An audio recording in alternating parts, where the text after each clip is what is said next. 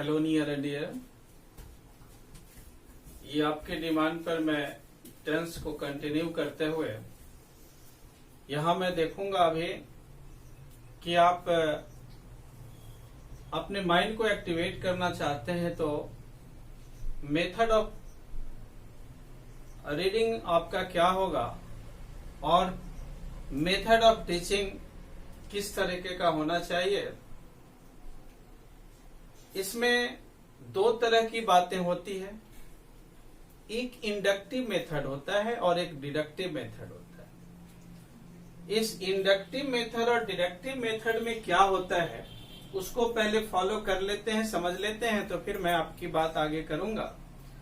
तो यहां पर हम दोनों तरह का मेथड हम यूज करेंगे, लेकिन डिडक्टिव मेथड में क्या होता है कि आपको माइंड एक्टिवेट नहीं करना होता है, वह रटने की बात होती है। आप रट लो, रूल को रट लो, नियम को रट लो, डेफिनेशन को रट लो।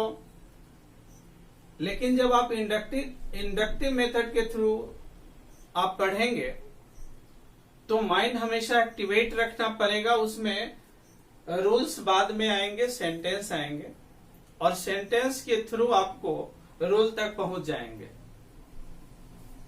उसी के तहत हम जरा देखते हैं आपके डिमांड पर इस टाइम एंड टेंस को कंटिन्यू करते हुए दोनों मेथड में आप क्या डिफरेंस फील करते हैं। लेकिन इससे पहले ये मेरा व्हाट्सएप नंबर है, आप किसी तरह का कोई प्रॉब्लम है तो आप इस पर व्हाट्सएप करें। ये मेरा इंग्लिश एज पेज है, फेसबुक पेज है, इसको आप फॉलो करें। और YouTube channel English edge by S K Vidyarthi से बना हुआ है, इसको सब्सक्राइब करें, क्योंकि लाइव हम आपके यूट्यूब पर मिल सकूं, इसलिए आप इसको सब्सक्राइब जरूर करें। उससे आगे हम देखते हैं क्या कि फेसबुक पर कि पढ़ने की बात नहीं डाला जा सकता है बहुत ज्यादा, क्योंकि उसमें बहुत तरह के सब तरह के लोग होते हैं, अपने अपने ढंग का चॉइस होता है, उसके अनुसार लोग सर्फिंग करते रहते हैं। तो हमारा टॉपिक है वो है टाइम एंड टेंस। इसको कंटिन्यू करते हुए इसमें मैं ये कहूं कि ये वर्ब का फॉर्म्स है, ये वर्ब फॉर्म्स है और इस वर्ब फॉर्म्स को टाइम से रिलेट करके वर्ब फॉर्म्स को स्टडी करना है। तो टाइम एंड टेंस इसके तहत होता है। अब इसमें आप देखेंगे कि इस टाइम एंड टेंस में क्या पढ़ा जाता है। अब ये जो राम इट्स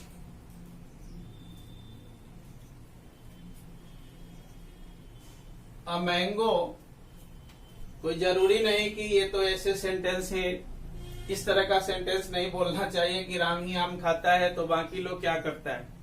खैर, समझने के लिए यहां पर इट्स किसके अनुसार आया है, तो इट्स इस राम के अनुसार आया है। तो इट्स हमारा कौन सा वर्ब है, फाइनाइट वर्ब है।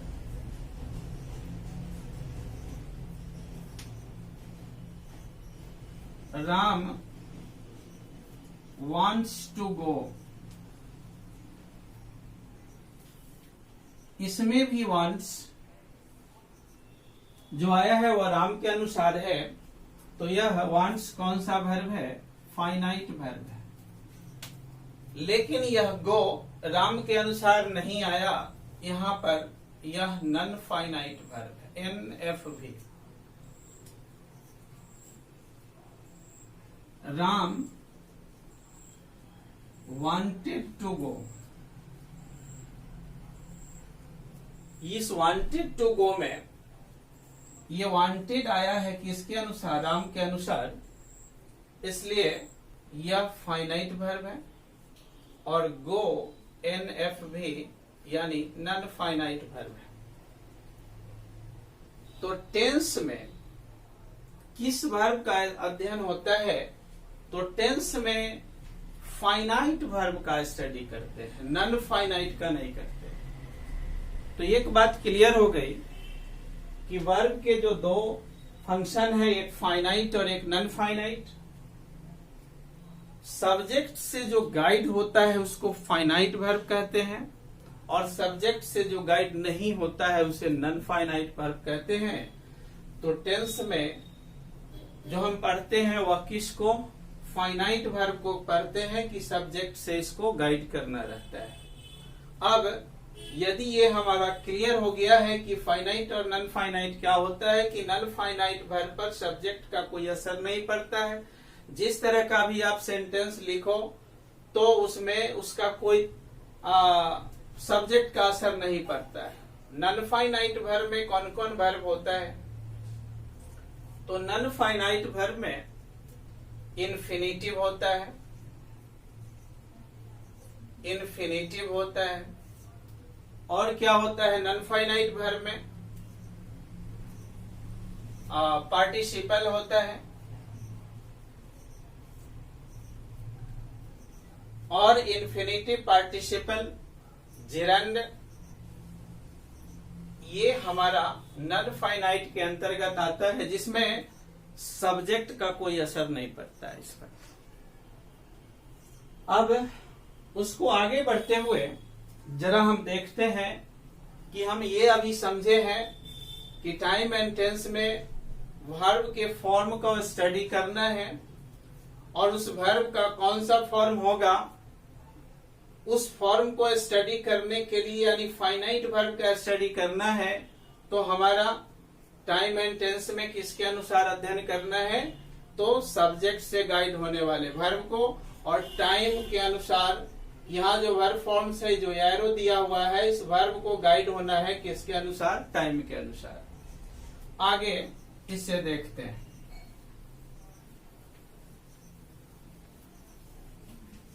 अब इसके बाद जो मैंने कहा है कि पढ़ने के दो मेथड होते हैं, एक इंडक्टिव मेथड होता है और एक डिडक्टिव मेथड। यहां पर हम डिडक्टिव मेथड का क्लियर करते हैं और इधर वैसे इस डिडक्टिव मेथड से पहले थोड़ी सी बात, जो इस टेंस का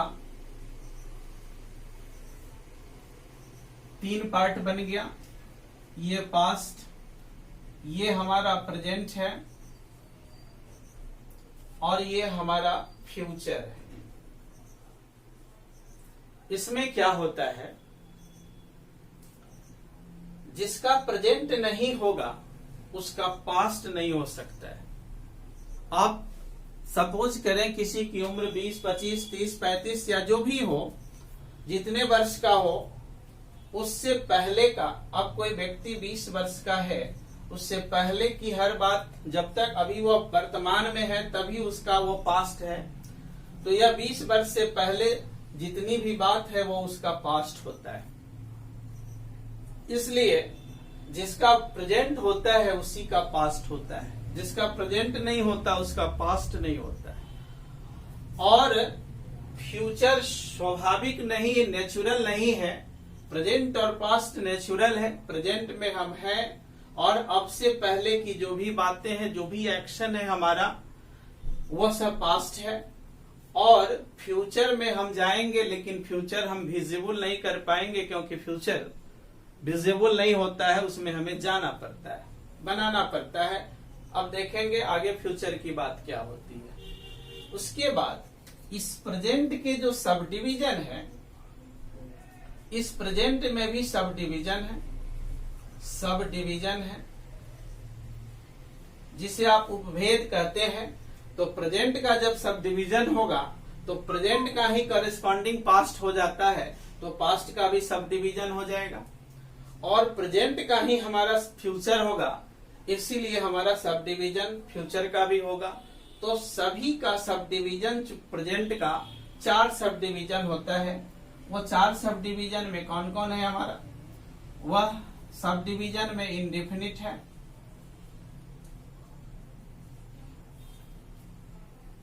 दूसरा है हमारा वह कंटिन्यूअस है, तीसरा हमारा परफेक्ट है, और चौथा हमारा परफेक्ट कंटिन्यूअस है। Perfect continuous.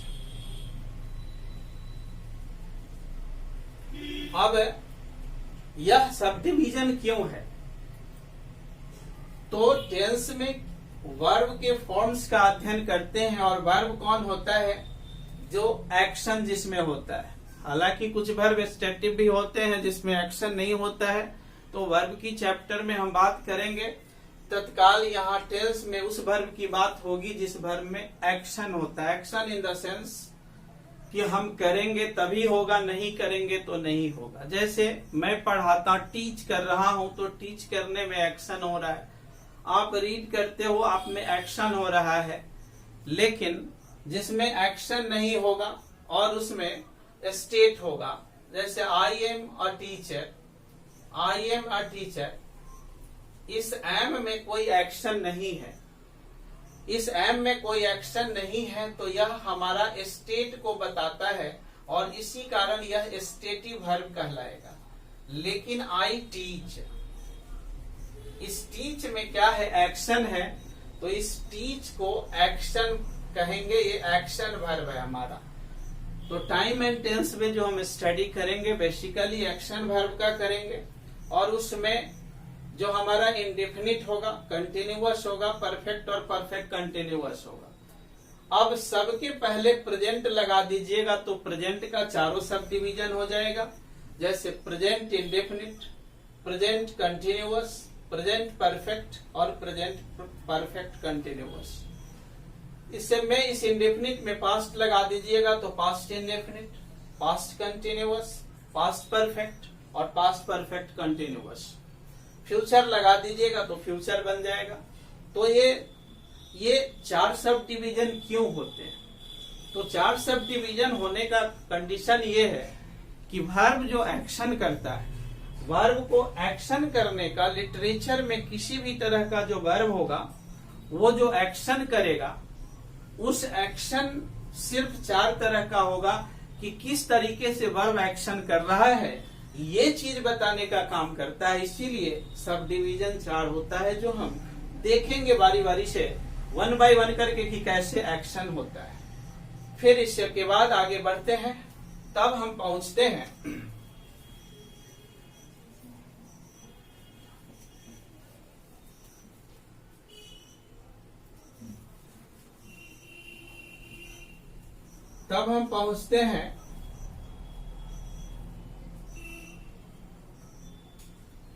उसी पर। तो क्या होता है वो आगे हम देखते हैं।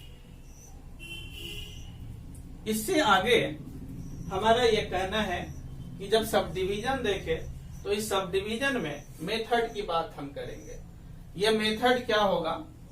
ये मेथड एक इंडक्टिव मेथड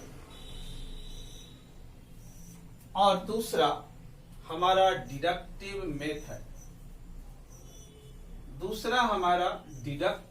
है। जब इंडक्टिव मेथड पढ़ाया जाता है तो रूल्स आपके बाद में आएंगे, और डिडक्टिव मेथड यदि चर्चा होंगे तो रूल्स पहले हो जाएंगे। सपोज कीजिए कि आपको बनाना है present indefinite,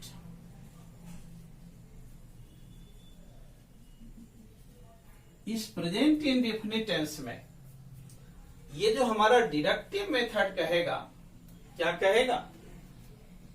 subject plus V1 या V5।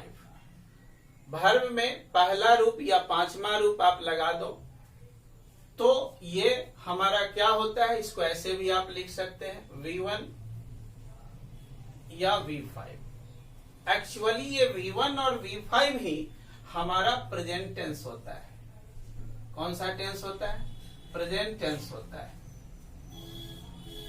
आगे यदि ऑब्जेक्ट रहेगा तो ऑब्जेक्ट लिखाएगा, ऑब्जेक्ट नहीं रहेगा तो नहीं लिखाएगा। ये हमारा डिडक्टिव मेथड कहता है। अब इस डिडक्टिव मेथड से पहले लोग इसमें पढ़ाने लगते हैं कि क्रिया के साथ ता है, ती है, ते है, ये पढ़ाने लगते हैं लोग। वह पढ़ता है, और ये पढ़ना क्या है? क्रिया है, और इसी में लगा हुआ है ता है। तो इससे पता चला कि यह प्रेजेंट इंडेफिनिट है, और इस प्रेजेंट इंडेफिनिट हमारा डिडक्टिव मेथड है। इस डिडक्टिव इस तरह का जब आप पढ़ेंगे तो इन फ्यूचर आप कुछ नहीं कर पाएंगे कभी। तो आप इस फ्यूचर में कुछ नहीं कर पाएंगे, क्योंकि ये ता है। कहीं किसी लिटरेचर में जब स्टडी करते हैं ना, तो इसका कोई इंपॉर्टेंस, इसको फॉलो करेंगे हम। आप बिना ता है को समझे हुए भी आप आसानी से समझ लोगे कि यह क्या है, क्या होता है, नहीं होता है। अब हम जरा इंडक्टिव मेथड की बात करेंगे कि हमारा इंडक्टिव मेथड क्या कहता है। इंडक्टिव मेथड में इस तरह का रूल आपको नहीं मिलेगा। इंडक्टिव मेथड कहता है कि जितना बार प्रेजेंट आप बोलोगे उतना बार ये जो हमारा V1 या V5 वर्ब होता है ना, V1 या V5 वर्ब होता है, यही हमारा प्रेजेंट होता है। और इस V1 वर्ब जो होता है वो बेस फॉर्म होता है, जो प्लूरल होता है, प्लूरल वर्ब होता है। और V5 होता है वह सिंगुलर वर्ब होता है। V5 हमारा कौन सा वर्ब हो गया? सिंगुलर वर्ब हो गया। देखते रहिएगा गौर से, क्योंकि माइंड एक्टिवेट अब यहाँ करना पड़ेगा। ये पढ़ते पढ़ते यदि आप सो भी जाएंगे तो कॉपी में लिखा रहेगा तो जाकर रटने लगिएगा कि जिस हिंदी क्रिया के अंत में ता है, ती है रहेगा, वह प्रेजेंट इंडेफिनिट टेंस का होगा। और फिर सो करके उठिएगा तो फिर रट लीजिएगा कि सब्जेक्ट प्लस V1 और V5 जो होता है ना, और प्लस ऑब्जेक्ट, वो प्रेजेंट इंडेफिनिट टेंस का स्ट्रक्चर होता है। इस तरह से काम नहीं चलेगा। थोड़ा सा माइंड यहाँ एक्टिवेट रखिए ताकि आपको समझने में परेशानी नहीं हो, क्योंकि इसके बाद बार बार आपको देखना पड़ जाएगा। यहाँ आप नहीं भी देखिएगा तो आप रट जाइएगा, लेकिन इसको पढ़ने से ये होगा कि धीरे धीरे माइंड आपका कमजोर हो जाता है। इसी कारण से कुछ पढ़ते हैं, कुछ रटते हैं, तो धीरे धीरे आपको न कुछ रट पाते हैं और न कुछ याद रह पाता है, क्योंकि मेमोरी पावर को बढ़ाना होगा। और मेमोरी पावर को यदि बढ़ाना है तो माइंड को एक्टिवेट कीजिए लिटरेचर में, इस तरीके से आइए पढ़ने के लिए। तो V1 का मतलब प्लूरल वर्ब और V5 का मतलब सिंगुलर वर्ब।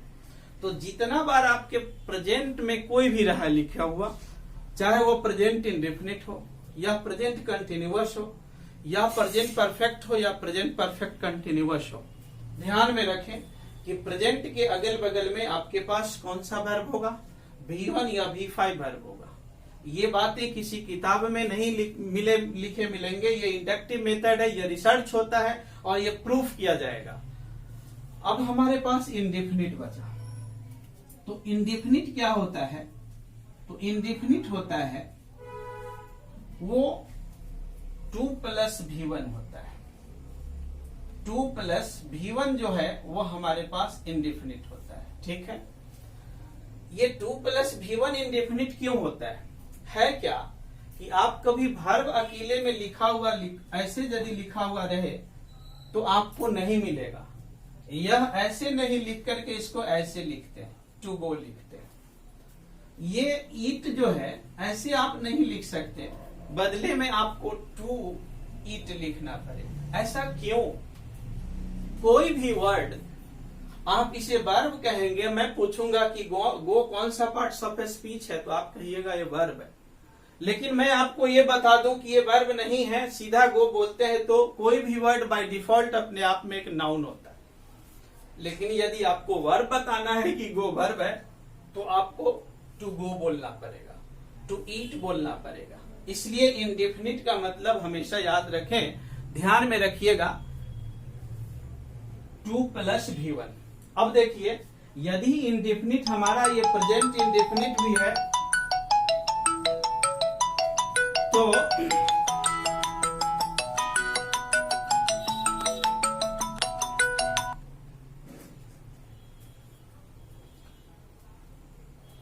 प्रेजेंट इंडेफिनिट भी है तो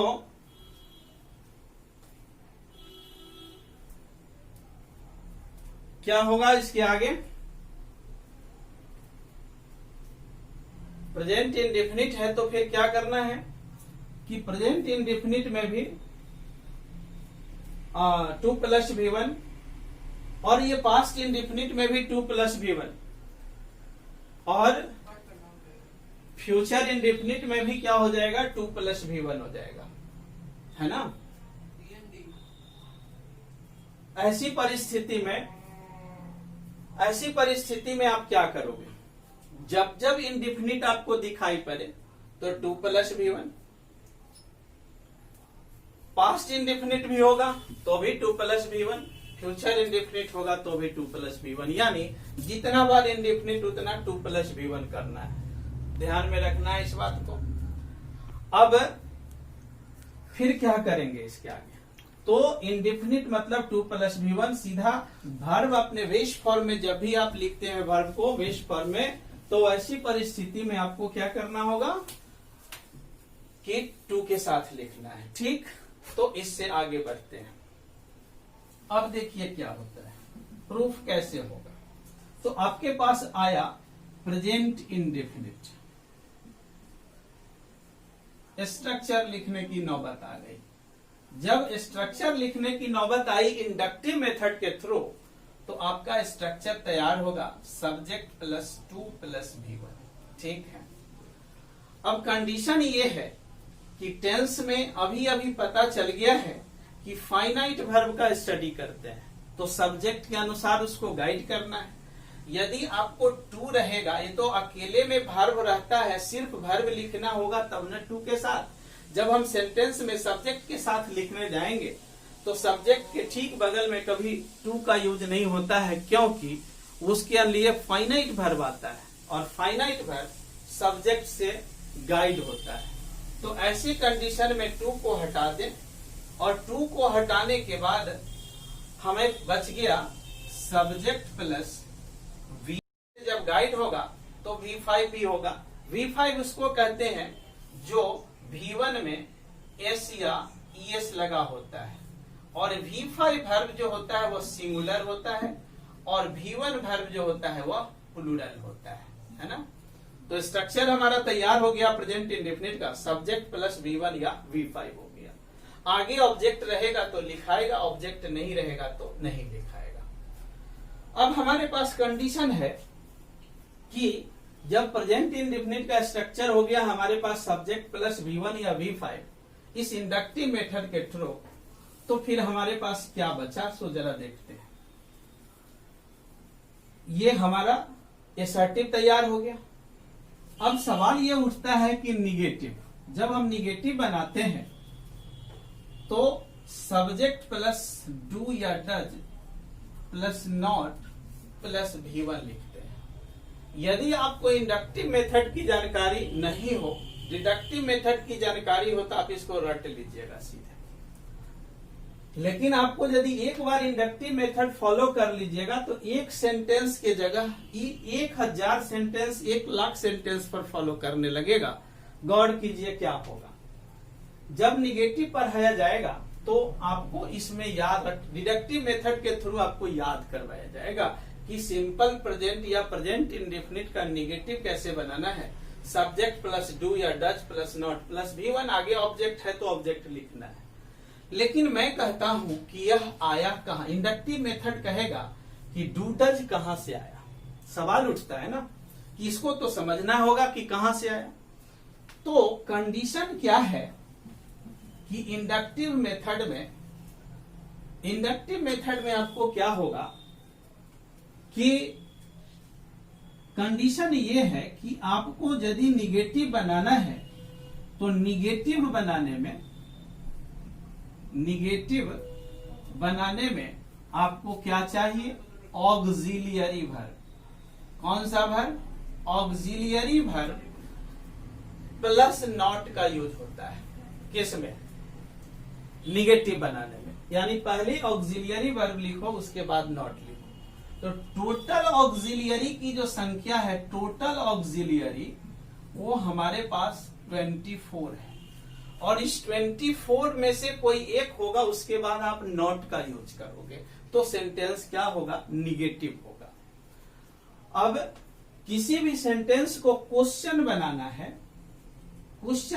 है तो आप फिर ऑक्सिलियरी के बिना क्वेश्चन नहीं यूज कर पाओगे।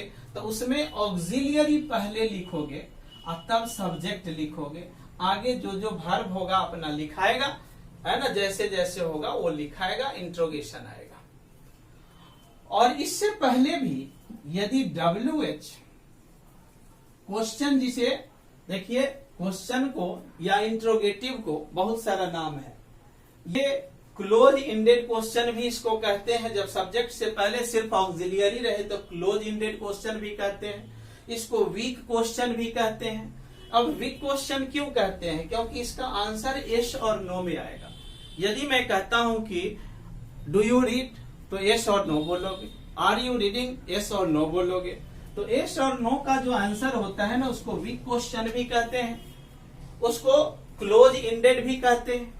और WH परिवार का फैमिली परिवार है, जिसमें why, what, where, who, how, किसी न किसी रूप में WH होता है, इसलिए WH क्वेश्चन कहते हैं। इसका दूसरा नाम स्ट्रॉन्ग क्वेश्चन है। इसका तीसरा नाम पता है क्या है? ओपन इंडेड क्वेश्चन भी कहते हैं। तो कुछ नहीं करना है, ये आपके पास ऑक्सिलियरी रहेगा ही। इस ऑक्सिलियरी से पहले WH का जो भी वर्ड है, why, what, where plus auxiliary लिख दो।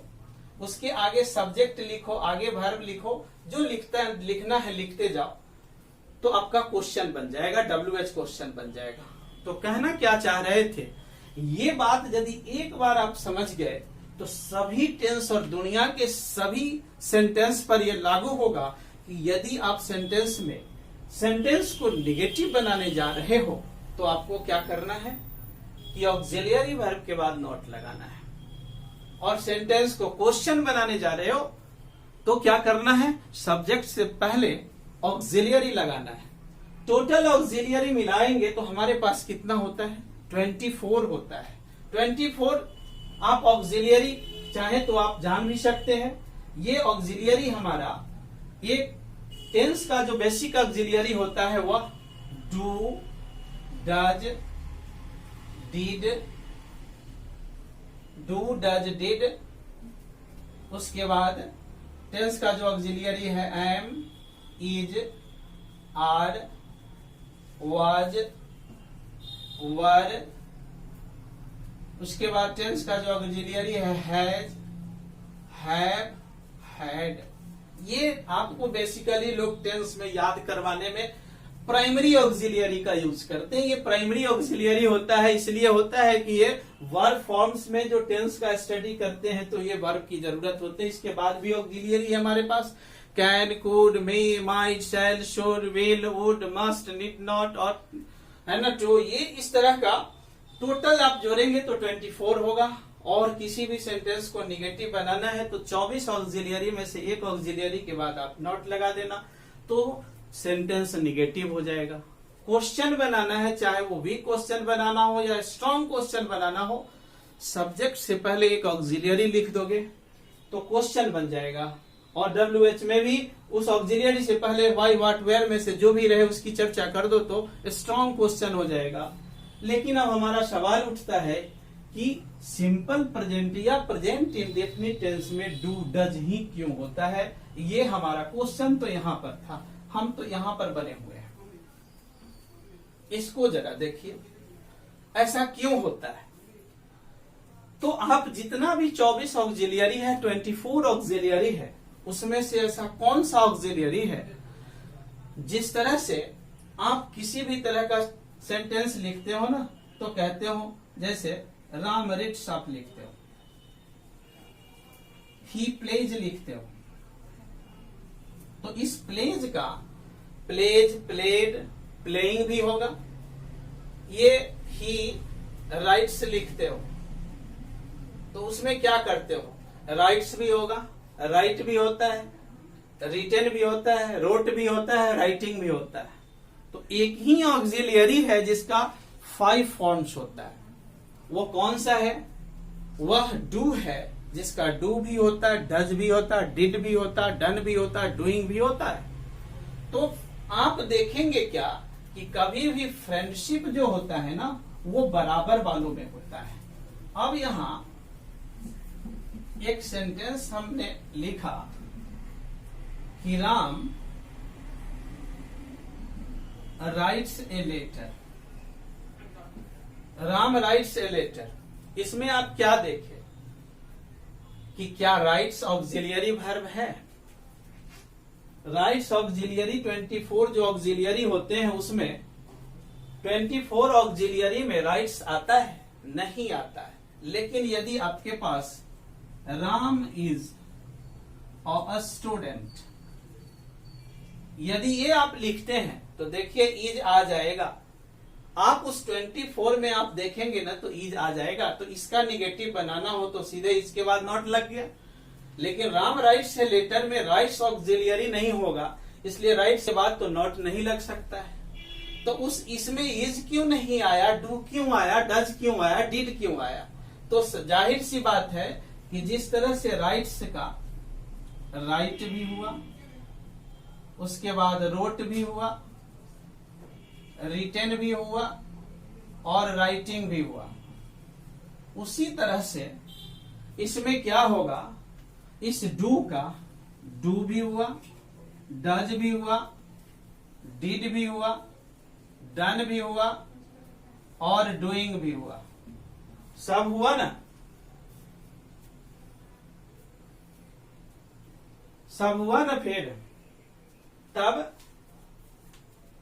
अब फ्रेंडशिप हमेशा बराबर वालों में होता है, इक्वल होता है। बाघ की दोस्ती बकरी से नहीं हो सकता है।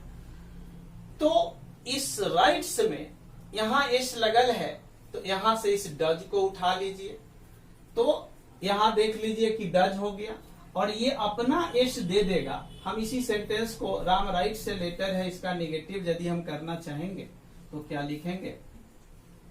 Ram does not write a letter, Ram does not write a letter. अब आप देख लो, यहां से राइट्स था तो बेस फॉर्म इसका डू आया और ये अपना एस इसको दे दिया, तो यहां का एस खाली हो गया और राइट हो गया। सपोज कीजिए कि आपके पॉकेट में 20 रुपया है और आपने 20 रुपया किसी को डोनेट कर दिया, तो पॉकेट में 20 का 20 नहीं रह जाएगा। इसलिए इसने अपना एस इस गेस्ट को, आने वाले गेस्ट को डोनेट कर दिया है, तो यहाँ डज लग गया है, तो इसका एस खाली हो गया। और आपके पॉकेट यदि खाली है, आपके पॉकेट खाली है तो आप किसी को डोनेट भी तो नहीं कर सकते हैं। तो ऐसी परिस्थिति में यदि लिखते हैं और लिखते हैं कि दे राइट ए लेटर, तो इसका नेगेटिव बनाने में डज नहीं लगता, they do not write a letter. क्यों होता है? क्यों होता है? तो चूंकि ये ऑलरेडी खाली है, ये राइट हमेशा क्या है, B1 में, इनके पॉकेट में कुछ है नहीं, तो ये डोनेट नहीं कर पाएंगे, सीधे वेलकम करना है एक दूसरे को। तो यहां पर क्या लग गया? डू लग गया। तो अभी हम स्ट्रक्चर की बात कर रहे हैं कि ये रिजल्ट निकल करके आ गया कि डू और डज क्यों लगता है। सिंपल प्रेजेंट टेंस के नेगेटिव बनाने में डू डज का यूज क्यों होता है? क्योंकि सिंपल प्रेजेंट टेंस के वर्ब में ऑक्सिलियरी वर्ब नहीं होता है और बिना ऑक्सिलियरी वर्ब का नेगेटिव नहीं बन सकता, बिना ऑक्सिलियरी वर्ब का क्वेश्चन नहीं हो सकता। इस सेंटेंस का क्वेश्चन भी यदि हमको बनाना होगा तो आपको क्या करना होगा? यहां से देख लीजिए, अब हमको यदि क्वेश्चन ही करना है तो रटवाया जाएगा कि डू या does plus subject plus V1, या ऑब्जेक्ट रहेगा तो ऑब्जेक्ट लिख दीजिएगा। यदि आपके पास सब्जेक्ट प्लूरल होगा तो डज डू लगा दीजिएगा, सब्जेक्ट प्लूरल है तो डू और सिंगुलर है तो डज। ऐसा है क्या कि सब्जेक्ट के अनुसार वर्ब गाइड होता है और नाउन और वर्ब के बीच जो कंडीशन बनता है, ये जो नाउन है और ये वर्ब है, इस नाउन और वर्ब के बीच 36 का आंकड़ा होता है। ये 36 क्या होता है? ये 36 क्या है कि नाउन में यदि एस लग जाता है तो प्लूरल हो जाता है। एस आप लगा लो किस में? नाउन में एस या ईएस, तो नाउन प्लूरल हो जाएगा। लेकिन वर्ब में एस या ईएस लगा दो ना तो वर्ब क्या हो जाता है? सिंगुलर हो जाता है। अब सवाल ये उठता है कि ही राइट है और राइट्स है एलिट, तो सवाल यह है कि राइट्स क्यों होता है, राइट काहे नहीं होता है? तो ही का मतलब कितना? एक, तो वर्ब भी एक वाला चाहिए, और वर्ब एक वाला कब होता है? जब उसमें एस या ईएस होता है। यहां तक क्लियर है?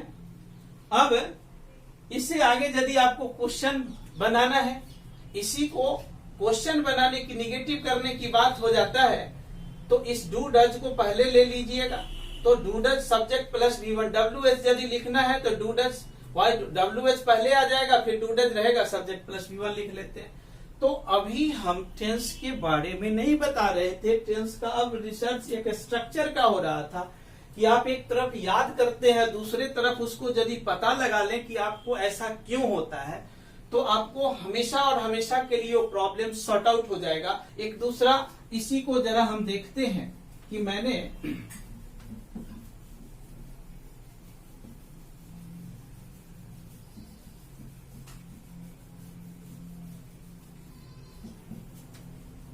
अब आप देखिए कि पास्ट इंडेफिनिट इस डिडक्टिव मेथड में फिर आपको याद करना है कि subject plus V2 plus object याद कर लो। अभी कोई हम टेंस पढ़ा नहीं रहे, अभी तो सिर्फ जो बचपन से शुरू होता है वहां से रटते रटते रटते रटते आप कंपटीशन ऑनर्स पीजी कर रहे हो, और अभी भी टेंस को वही लेवल की बात कर रहे हो, तो फिर क्या बच्चों में और आप में क्या डिफरेंस रह जाएगा? आप अपने माइंड को एक्टिवेट करो, ब्रेन को एक्टिवेट करो, इससे मेमोरी पावर भी बढ़ेगा कि ऐसा क्यों होता है। तो subject plus V2 plus object, ये कौन सा मेथड है? Deductive method. हमारा इंडक्टिव मेथड क्या कहता है? सो देखिए, इंडक्टिव मेथड पास्ट जितना बार होगा उतना बार V2 होगा, ठीक। और इंडेफिनिट आपको मैंने बताया है, इंडेफिनिट का क्या मतलब? 2 प्लस V1, क्लियर। इंडेफिनिट का क्या मतलब? 2 प्लस V1। तो अब हम यदि आपको कहते हैं कि स्ट्रक्चर को निकाल दीजिए यहां से, तो जितना बार आप पास्ट बोलते जाइएगा, आपके सब्जेक्ट की अगर पास्ट का मतलब ही कि वर्ब फॉर्म्स का जो दूसरा रूप होगा वही पास्ट होता है और कुछ नहीं। पास्ट इंडेफिनिट भी हो, पास्ट कंटिन्यूअस भी हो, पास्ट परफेक्ट होगा, पास्ट परफेक्ट कंटिन्यूअस होगा, सब जगह वर्ब का, सभी में वर्ब का V2 होगा। और जितना बार प्रेजेंट होगा उतना बार सब्जेक्ट के बगल में या तो सिंगुलर वर्ब होगा, नहीं तो प्लूरल वर्ब, क्योंकि सिंगुलर और प्लूरल वर्ब का नाम ही क्या होता है? प्रेजेंट टेंस होता है, प्रेजेंट होता है, ध्यान में रखिए। अब तो हमारा स्ट्रक्चर पास्ट इंडेफिनिट का क्या बन जाएगा? पास्ट इंडेफिनिट का structure subject plus 2 plus V1 आ गया। मैंने आपको बताया है कि कभी भी वर्ब आपको लिखना हो तो जैसे गो लिख रहे हैं तो गो आप नहीं लिखोगे, बदले में क्या लिखना पड़ेगा? टू गो लिखना पड़ेगा। आप आप लिखना चाह रहे हो राइट, तो आप राइट नहीं लिखो, आप क्योंकि टू राइट लिखो, क्योंकि आप देखोगे कहीं भी वर्ब लिखा हुआ तो ऐसी परिस्थिति में क्या हो जाएगा आपको, ये बाय डिफॉल्ट कोई भी वर्ड अपने आप में बाय डिफॉल्ट क्या होता है, नाउन होता है। इसलिए वर्ब को इंडिकेट करने के लिए आपको क्या यूज करना है, टू प्लस V1 का यूज करना है ना। अब देखिए आपको बताया गया शुरू में ही कि जब हम टेंस पढ़ेंगे तो क्या पढ़ेंगे, फाइनाइट वर्ब पढ़ेंगे। और फाइनाइट वर्ब ये तो अकेले वर्ब रहेगा, सिर्फ इंडिफिनिट रहेगा तब ना टू प्लस V1। ये जा रहा है सेंटेंस के साथ गाइड होने, अब सेंटेंस के साथ गाइड होने जा रहा है तो टू खत्म हो जाएगा। और चूंकि हम पास्ट में चाह रहे हैं तो इसका तो दूसरा रूप लिखना पड़ेगा। तो देख लीजिए सब्जेक्ट प्लस V2, आगे ऑब्जेक्ट रहेगा तो यूज कीजिए, नहीं रहेगा तो नहीं यूज कीजिए। अब यदि इसी का निगेटिव बनाना है तो डिडक्टिव मेथड में कहेगा लोग, याद कर लो, डिड नॉट प्लस V1, आगे ऑब्जेक्ट है तो लिख लो। मेरा इंडक्टिव मेथड कहना है कि यहां पर डिड क्यों हुआ, ये मेरा इंडक्टिव मेथड है। Inductive method it means you have to activate your mind. तब 24 में से तो आज भी हम कह सकते हैं, वार भी कह सकते हैं, हैज भी कह सकते हैं, हैव भी कहते हैं, हैड भी कह सकते हैं, कैन कुड भी कह सकते हैं। आखिर डिड ही क्यों आता है पास्ट इंडेफिनिट टेंस में, बहुत सहज सवाल है। तो अभी हम थोड़ा देर पहले बताए थे कि कौन सा ऑक्सिलियरी वर्ब है जिसका 5 फॉर्म्स होता है। सपोज कीजिए हमने कहा कि Ram wrote a letter, check, इस रोट का V1 भी हो सकता है राइट, इसका V2 भी बनेगा रोट, इसका V3 रिटन, इसका V4 राइटिंग और इसका V5 राइट्स। तो ऑक्सिलियरी में ऐसा कौन सा वर्ब है जिसका 5 फॉर्म्स हो सकता है, तो सिर्फ एक ही है, वो डू है। तो यहां पर देख लीजिए इसको रोट तो ऑक्सिलियरी वर्ब है नहीं, रोट ऑक्सिलियरी वर्ब नहीं है, तो अब आपको क्या लिखना पड़ा, मैंने डू को लाया और यहां अपना ये जो अपना क्या है रोट का V2 है, यह V2 इसको डोनेट कर दिया। तो यहां से डू खत्म होकर के डिड हो गया। और निगेटिव बनाना है तो बिना ऑक्सिलियरी वर्ब का तो आप लिख नहीं सकते, तो डिड के बाद क्या लग गया, नॉट प्लस V1। आगे ऑब्जेक्ट रहेगा तो लिखोगे, नहीं रहेगा तो नहीं। यदि क्वेश्चन बनाना है तो इस डिड को पहले लिख लेना। मान लीजिए आपको किसी भी सेंटेंस का क्वेश्चन भी बनाना है, तो क्वेश्चन बनाने के लिए आपको क्या करना होता है कि सब्जेक्ट से पहले ऑक्सिलियरी वर्ब लिखना होता है। तो सिंपल पास्ट का ऑक्सिलियरी वर्ब आपको निकल के आ गया ना, did plus subject plus V1 sign of interrogation. WH family में जाना है तो WH फैमिली कर देना है इसको। तो इस तरीके से हम एक और देख लें कि कैसे आप प्रूफ कर सकते हैं। अगला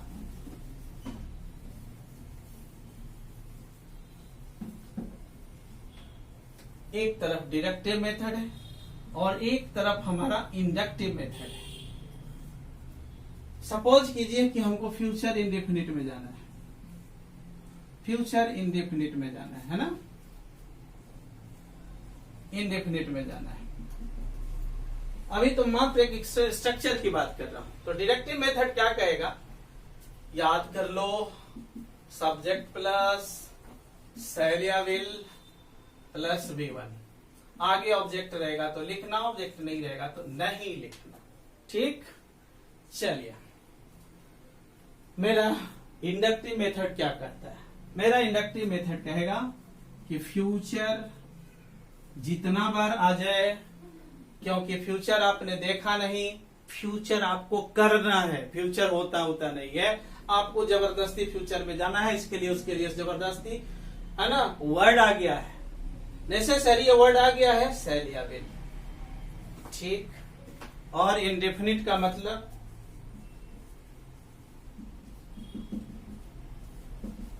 टू प्लस V1 जितना बार इंडेफिनिट आया मैंने 2 + V1 बोला ना। तो आपको स्ट्रक्चर को देखिए, फॉलो यदि करना हो फ्यूचर इंडेफिनिट का, तो सब्जेक्ट प्लस शैल या विल प्लस V1, 2 + V1। ठीक, अब देखिए अकेले वर्ब लिखते हैं तब ना 2 + V1, अब तो सेंटेंस के साथ लिखने जा रहे हैं, तो सब्जेक्ट के साथ लिखने जा रहे हैं, तो 2 कैंसिल हो गया। और आप जानते हैं कि शैल और विल क्या है, हमारा मूड के अंतर्गत आता है, और ये शैल और विल हमारे फ्यूचर की प्रोबेबिलिटी को बताता है। और इस फ्यूचर प्रोबेबिलिटी के पास चूंकि शैल विल में कोई एक्शन नहीं होता है, शैल और विल जितने भी मॉडल वर्ब्स है उसमें एक्शन नहीं हो सकता है, तो आपको सेंटेंस लिखने के लिए किसी न किसी एक्शन वर्ब को तो लिखना ही पड़ेगा। तो एक्शन वर्ब लिखना ही पड़ेगा, अपने आप में मॉडल वर्ब कंप्लीट नहीं होता है। जीवन में कभी भी आप ये नहीं लिखते कि शैल विल को लिख करके और सीधा कोई नाउन लिख दो, कोई एडजेक्टिव लिख दो, ऐसा नहीं करना कभी जीवन में, नहीं तो भयंकर भूल हो जाएगी आपसे। अब वह बीमार होगा तो ही विल, ये नहीं कर सकते आप, ये गलत हो जाएगा आपका, क्योंकि मॉडल वर्ब के बाद वर्ब तो लिखना ही पड़ेगा यहाँ पर, क्योंकि मॉडल वर्ब में कोई एक्शन, मॉडल वर्ब के बाद कभी जीवन में 2 का यूज नहीं कर सकते हो। और हर मॉडल वर्ब के बाद सिर्फ शैल विल ही नहीं, शैल will can could may might should would, किसी भी मॉडल वर्ब के बाद आपको चूंकि इसमें एक्शन नहीं है तो वर्ब की शुरुआत लिखना कहां से होता है, बेस फॉर्म से, और बेस फॉर्म कौन होता है, V1 होता है। तो फ्यूचर इंडेफिनिट का स्ट्रक्चर क्लियर हो गया, subject plus shell will plus V1। अब आपको निगेटिव लाना हो तो इसमें डू डज नहीं आएगा। क्यों नहीं आएगा, क्योंकि ये शैल और विल हमारा ऑक्सिलियरी आ गया, ऑक्सिलियरी हो गया, ये शैल भी हमारा ऑक्सिलियरी, ये विल भी हमारा ऑक्सिलियरी हो गया। अब निगेटिव बनाना होगा तो सिर्फ डायरेक्ट यहां लिख देंगे सब्जेक्ट प्लस शैल या will plus not plus V1। मैं आपसे पूछूं कि इसमें डू डज क्यों नहीं आया, जब सिंपल प्रेजेंट में आ गया था डू डज, पास्ट में आ गया था डिड, तो फ्यूचर में भी तो आना चाहिए था, कुछ नहीं आया, क्योंकि शैल विल हमें ऑक्सिलियरी मिल गया था। और किसी भी सेंटेंस को निगेटिव बनाना हो तो क्या करोगे, क्या करना है, ऑक्सिलियरी वर्ब के बाद डॉट लगाना है। और किसी भी सेंटेंस का इंट्रोगेटिव बनाना है तो क्या करना है, सब्जेक्ट से पहले ऑक्सिलियरी वर्ब लगा देना है। तो अभी एक आपने सिर्फ कुछ टेंस के बारे में तो कुछ जाना नहीं, समझा नहीं, पढ़ा नहीं, सिर्फ और सिर्फ मैं अभी तो एक मात्र छोटा सा कंसेप्ट था ये प्रूफ करने का कि इंडक्टिव मेथड पढ़ने से माइंड कैसे आपको एक्टिवेट होगा। थोड़ा सा स्ट्रेस तो पड़ेगा आपके ब्रेन पर, लेकिन इस मेथड को यदि आप फॉलो कर देंगे तो ये रूल जो कभी रटना पड़ रहा है बचपन से आज तक, एक बार यदि आ जाएगा तो सदा सदा के लिए आपके साथ हो जाएगा। लेकिन इसके साथ ही मैं एक बार पुनः कहूंगा कि आप अपने टेंस से रिलेटेड प्रॉब्लम यदि आप कुछ पूछना चाहते हैं तो मेरे इस व्हाट्सएप नंबर पर आप करें, मेरे पेज को फॉलो करें, और मेरा यूट्यूब चैनल है इंग्लिश एज बाय एस के विद्यार्थी, आप इसको सब्सक्राइब करें। Thanks all of you.